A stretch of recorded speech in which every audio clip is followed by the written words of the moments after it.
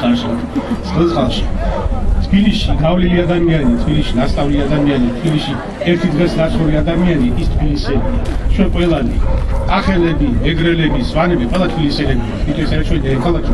ყველა ჩვენთაგან ვიულოსო ამ დღეს. მე ვიხარია რომ დღეს ჩვენ აქ ამ ლამას დღესასწაულს ესწრება ჩვენი სტუმარი თბილისიდან თბილისის საკრებულოს თავმჯდომარის პირველი მოადგილე ბატონო მამუკა აფრიდიანი, რომლისთვისაც მოგესალმებით ბატონო მამუკა, რომლისთვისაც სალონიკი არის მშობლიური ქალაქი, თბილისი ახალგაზრდობის კი აგასწავლობდა და დღეს ხვაქვს თბილისში ძალიან დიდ საპასუხო თანამდებობაზე, ქალაქის ვიცე-მერი და თბილისის ვინც ჩადის საქართველოში და ვინც ჩადის თბილისში, როგორ იცვლება, ყოველდღიურად იცვლება თბილისი.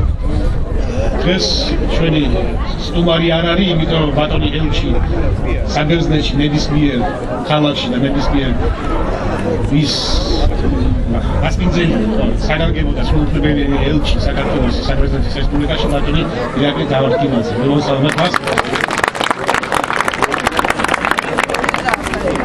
დიდი მადლობა მინდა უთხრა ჩვენ დიასპორას.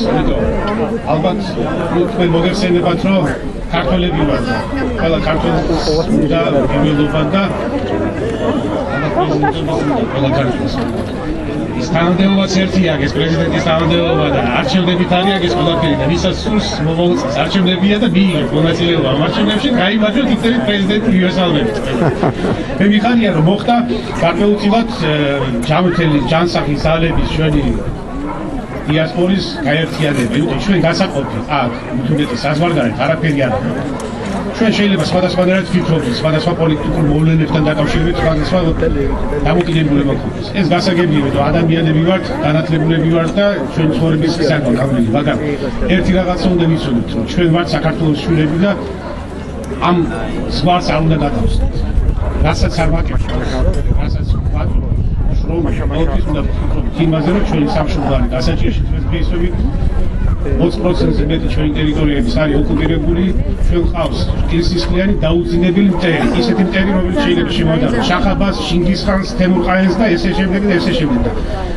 ამას რო გავიგებთ, ხო, მერე სხვა პრობლემები, რაც მოსაგვარებელია, ხო, ჩვენ ერთად დავჭერთ ქართველები და ამ პრობლემას მოვაგვარებთ. არ არის გადაუჭრელი პრობლემები საქართველოში. კიდევ ერთხელ